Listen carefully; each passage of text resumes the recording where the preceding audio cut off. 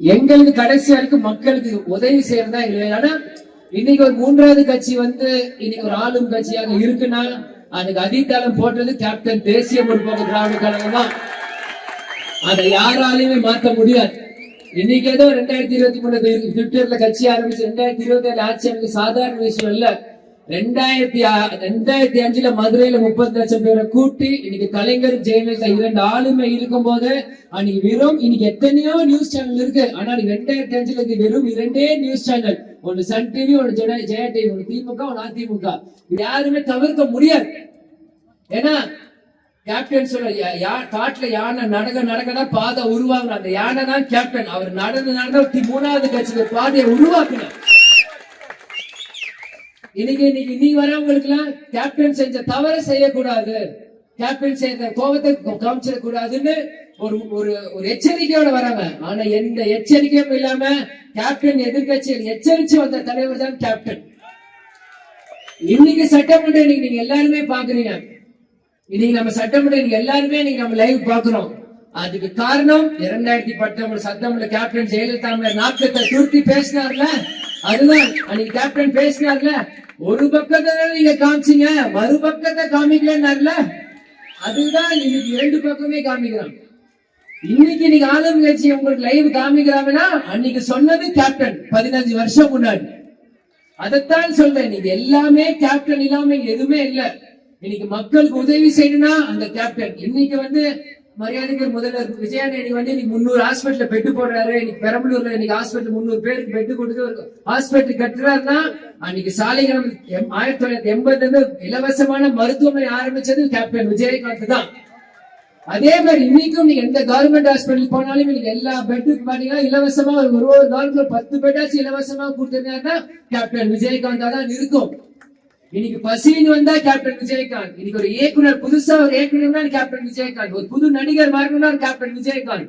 இன்னைக்கு ஒரு அரசியல் புது கட்சி வரணும்னா கேப்டன் விஜயகாந்த். இன்னைக்கு எல்லாத்துக்குமே கேப்டன் விஜயகாந்த் தான் ஒரு அடித்தளமா இருந்தார். ஆனா மக்களாக நீங்கள் அந்த கேப்டன் விஜயகாந்த் அங்கீகாரம் கொடுக்காத ஒரு மகனாக எனக்கு மிகப்பெரிய ஒரு வருத்தம் இருக்கு. இன்னைக்கு இந்த தேர்தலுக்கு கூட நாங்க ஏதோ டிஃபெண்டருக்காக வாங்கணும்னு அப்படி பேசினாங்க. நான் இன்னைக்கு உங்களை ஆதாரபூர்வமா காமிப்பேன், அது எங்க சொந்த காசுல வாங்கணும்ட்டு. ஆனா சட்டமன்றத்துல ஒருத்தருக்கு தேர்தல் அபிடேவிட்ல 30 லட்சம் ரூபாய் கார் இருக்குன்னு அபிடேவிட்ல ஃபைல் பண்ணி சட்டமன்றத்துல ஐயா எனக்கு கார் இல்லைங்க ஐயா, ஆட்டோல வரங்க ஐயா, வாட்ச்மேன் யாருன்னு கேட்கிறாங்க ஐயான்னு கேட்கும் போது முதல்வர் விஜய் உனக்கு கார் தரேன்றாரு. இதுக்கு என்ன விஜயனோட பெருந்தன்மை கொடுக்கிறார். ஆனா கேட்கிறவர் அபிடேவிட் தேர்தல்ல 30 லட்சம் ரூபாய் கார் இருக்குன்னு ஃபைல் பண்ணவரு காரே இல்லைன்னு சட்டமன்றத்தில் பேசும்போது இதுல என்ன தெரியுது? இங்க ஏமாற்றுறதுக்கு தான் இடம், உண்மைக்கு இடம் இல்லைன்னு தான் தெரிய வருது. சொந்த காசுல வண்டி வாங்குற எங்களே கேள்வி கேட்கிறாங்க. சொந்த காசை வண்டி வச்சுட்டு வண்டியே ஓசிக்காரு வாங்குறவங்க நீங்க மக்கள் நம்புறாங்க. இதைத்தான் சொல்றேன், ஏமாற்றுறதுக்கு இங்க இடம் இருக்கு, உண்மைக்கு இங்க இடம் இல்லை. சினிமாவில் நடிச்ச தெரிஞ்சவருக்கு அரசியல் நடிக்க தெரியல. அது கேப்டனுக்கு மட்டும் இல்ல, சிவப்பு மஞ்சள் கருப்பு போட கரவேசி கட்ட அனைத்து தேமுதிக தொண்டனுக்கு அதுதான். எங்களுக்கு நடிக்கலாம் தெரியாது. என்ன உணர்வோ அதை காமிப்போம். கோபம் என்பது ஒரு குணம், அது வியாதி இல்லை, ஒரு நோய் இல்லை. கோபம் இருக்கிற இடத்துல தான் குணம் இருக்கும். எங்க அப்பா பாசத்தை காமிப்பார், கோபத்தையும் காமிப்பார். அதை மூணாவது மனுஷனை காமிக்க மாட்டார். அவர் வளர்த்த பிள்ளைகளும் பெத்த மகள் எங்க கிட்ட காமிப்பார்.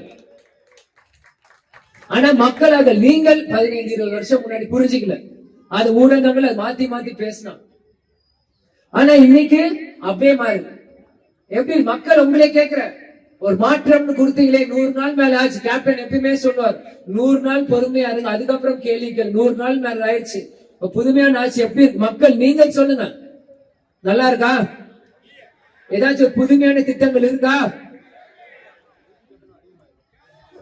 கரண்ட் பில் கட்டணம் உயர்வு, காவேரி பிரச்சனையில பேச மாட்டேங்கிறாங்க.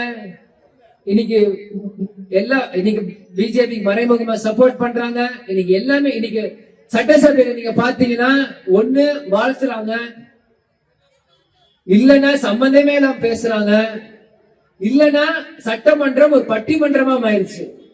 நான் ஒண்ணு சொல்ல, நீ ஒண்ணு சொல்ல, நான் ஒண்ணுக்கு இல்ல, நீ ஒண்ணுக்கு இல்ல, நீ அப்படி சொன்ன, நான் இப்படி சொன்ன. குழந்தை விளையாட்டா இது?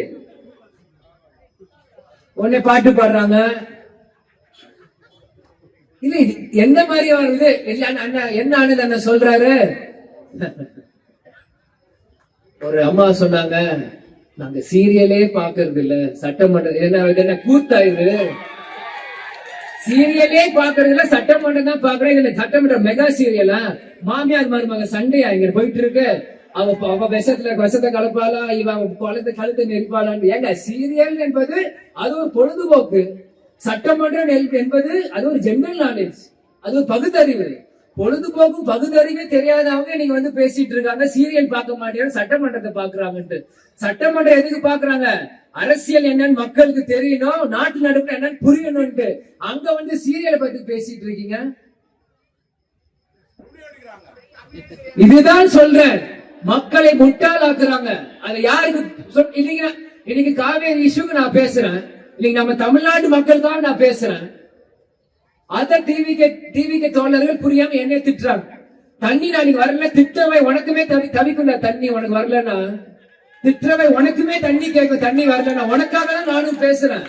ஆனா என்ன பேசுறனே புரியாம டிவிக்கே விஜய் அப்படின்னா போதும் திட்டுறது. அது என்ன நான் சொல்றேன், எதுக்கு நான் சொல்றேன்? எங்களுக்கு என்ன விஜய் நம்ம மேல கோவமா? செந்தூர பாண்டியன் வளர்த்தவரே கேப்டன் தான். எங்களுக்கு என்னையா, எங்களுக்கு என்ன பொறாம, எங்களுக்கு என்ன கோபம்? நல்ல விஜயனை நல்லா வரட்டுமே, எங்களுக்கு என்ன. ஆனா தப்பை திருத்தி சொல்வது கேப்டன் வளர்ப்பு, அதை நாங்க சொல்லுவோம்.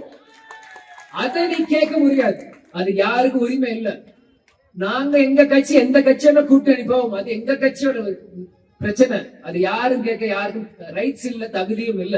எங்க தொண்டர்கள் எங்க நிர்வாகிகளை கேட்டு எடுக்கிற முடிவுதான் திருமதி பிரேமலதா விஜயகாந்தோட முடிவு. அதை யாரும் கேட்க ரைட்ஸ் இல்ல. அது பழைய பிரச்சனையா இருந்தாலும் அது எங்க பிரச்சனை, நாங்க பாத்துக்கிறோம். இன்னைக்கு எத்தனையோ டிவிக்கு தொண்டர்கள் வந்து கோவப்படுறான், இன்னைக்கு நம்ம அவங்களோட கூட்டணி சேரல. ஒரே ஒரு கேள்வி கேட்கிறேன், எனக்கு உங்க மேல எந்த கோபமோ எதுவுமே பொறாம எதுல, ஒரே ஒரு கேள்வி கேட்கிறேன்.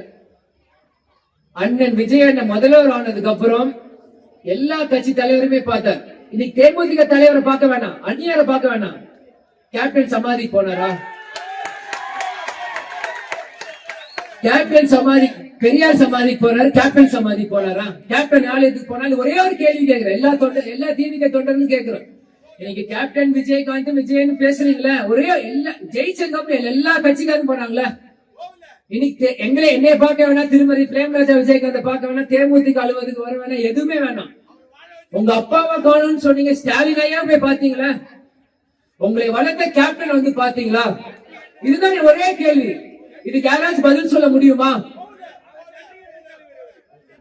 அப்ப என்ன நீங்க என்ன பெரியது, நாங்க என்ன சிறியது? அப்ப எவருங்க எந்த ரைட்ஸ் இல்ல எங்களை பார்த்து கேள்வி கேட்க. இப்ப ஒரு ஆணிக்கு நான் சொல்லிக்கிறேன், இன்னைக்கு நான் வந்து பேசுறேன்னா இது எங்க அப்பாக்காக.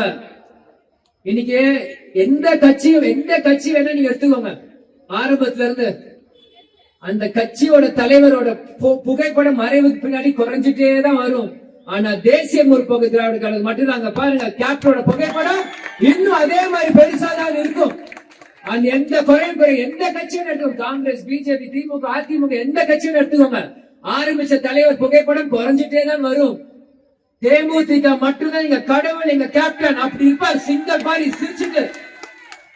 ஏன் இதை சொல்றேன்னா, நாங்கெல்லாம் தேர்தல், நாங்கெல்லாம் அரசியல், நாங்க எங்களுக்காக வரல, எங்க தலைவருக்காக நாங்க வந்திருக்கோம், எங்க தலைவர் கொள்கைக்காக நான் வந்திருக்கோம். இங்க கூட பாருங்க, இன்னைக்கு கூட கட் அவுட் வச்சிருக்காங்கன்னா இதை நாங்க பார்த்து வளர்ந்தவங்க தான் எனக்கு தேமுதிக. ஆனா மக்கள் நீங்க சிந்திக்கணும், வருங்காலத்தில் தேசிய முற்போக்கு திராவிட கழகம் முரசுக்கு ஒரு வாய்ப்பு நீங்க கொடுக்கணும். இன்னைக்கு கேப்டன் பிறந்த அன்னைக்கு 10th + 2 மாணவர்கள் நாங்க உதவி செய்யறோம்னா உங்களை ஊக்குவிக்கிறோம். இன்னைக்கு பெண்களுக்கு உதவி செய்யறோம், உங்களுக்கு சப்போர்ட் பண்றோம். இதுதான் தேமுதிக. ஆனா மீண்டும் மழை ஜாஸ்தி ஆயிடுச்சு. வரவேற்புக்கு அனைவருக்கும் நன்றி கூறி விடைபெறுகிறேன். தேமுதிக அனைத்து தொண்டர்கள், நிர்வாகிகள், பொதுமக்களுக்கும், வரண பகவானுக்கும், காவல்துறை